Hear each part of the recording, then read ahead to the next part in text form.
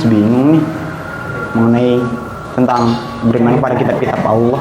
Beriman kepada kitab Allah itu tandanya kita meyakini dan percaya bahwa Allah menurunkan kitabnya pada Rasulnya. Oh begitu. Tapi sih kalau yang kayak gitu dong sih, aku juga udah tahu gitu. Maksudnya pengen lebih dalam lagi gitu. Ya udah, kita langsung tanyain aja sama Pak Surya. Tapi Pak Edi ada di mana ya? Di perpus. Perpustakaan. Yuk kita coba aja. Yuk.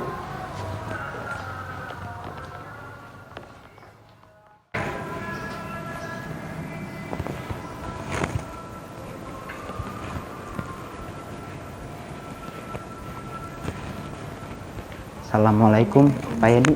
Waalaikumsalam warahmatullahi wabarakatuh. Ada apa? Ini Bapak, tadi kan saya nanya sama Nabila mengenai beriman kepada kitab-kitab Allah.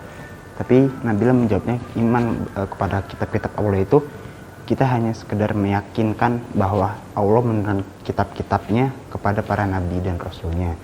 Nah, kalau untuk pengertian seperti itu kan memang kan saya kan sudah tahu dan paham, tapi saya ingin yang lebih dalamnya lagi itu seperti apa sih Pak secara singkatnya gitu. Oke, baik Dimas dan Nabila. Sesuai dengan firman Allah Subhanahu wa taala dalam surat Al-Baqarah ayat 4 yaitu a'udzubillahi minasyaitonirrajim bismillahirrahmanirrahim walladzina yu'minuna bima unzila ilaika wa ma unzila min qablik wa bil akhirati hum yuqinun. Jadi beriman kepada kitab Allah itu dalam ajaran agama Islam termasuk rukun iman yang ketiga.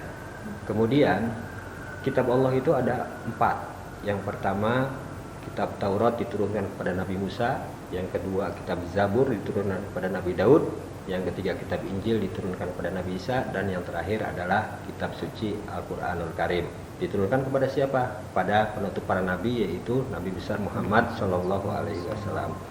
Kemudian kitab-kitab tersebut diturunkan, kita harus yakin dan kita harus percaya bahwa Allah lah yang menurunkan keempat kitab tersebut kepada para nabinya atau kepada para rasulnya.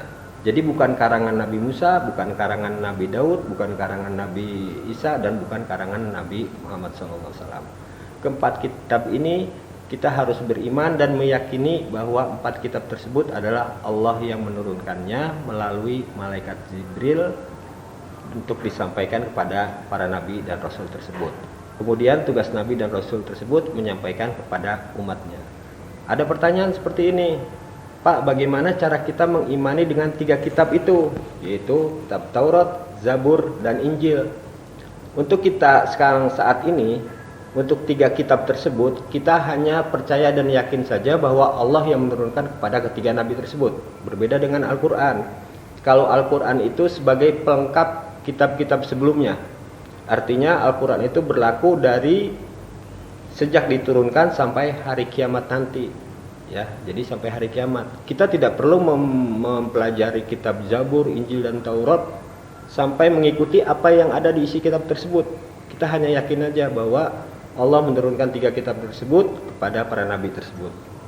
Kemudian untuk Al-Quran ini berlaku sampai akhir zaman, ya, sampai hari kiamat Al-Quran ini berlaku. Tidak hanya sebatas pada zaman Nabi Muhammad.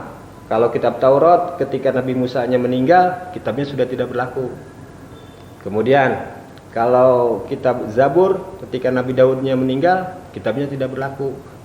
Kemudian Nabi Isa juga sama. Tapi Nabi Muhammad Nabi Muhammadnya sudah meninggal, Al-Qur'annya tetap berlaku sampai akhir zaman.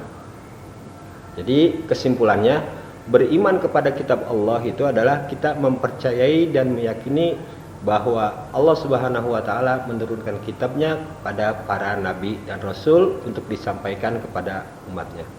Keistimewaan Al-Qur'an yaitu tadi, ketika nabinya sudah meninggal tapi Al-Qur'annya masih berlaku sampai sekarang, bahkan sampai hari kiamat.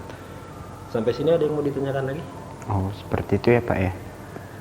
Iya Pak, ngerti Pak, jadi paham gitu. Oke, terima kasih. Jadi enggak cuma kitab itu diturunkan oleh Nabi dan Rasulnya, tapi kan tadi Bapak udah menjelaskan sedikit ke saya gitu. Ngerti Pak? Ya. Nah, untuk PR selanjutnya, selain kita harus mempelajari membaca Al-Quran, kemudian mengamalkannya, di dalam kehidupan sehari-hari. Itu poinnya ya. Jadi kita jangan hanya mempelajari, membaca saja, tapi harus mengamalkan isi yang ada di dalam Al-Quran tersebut. Ya mudah-mudahan kalian bisa paham apa yang Bapak jelaskan. Cukup? Nabil ada pertanyaan? Enggak. Oke, terima kasih. Ya Bapak, makasih juga ya Pak ya. Nabila ngerti gak? Ngerti. Oh ya udah. Bapak, terima kasih ya Pak ya. Sama-sama. Mari Bapak, assalamualaikum. Waalaikumsalam.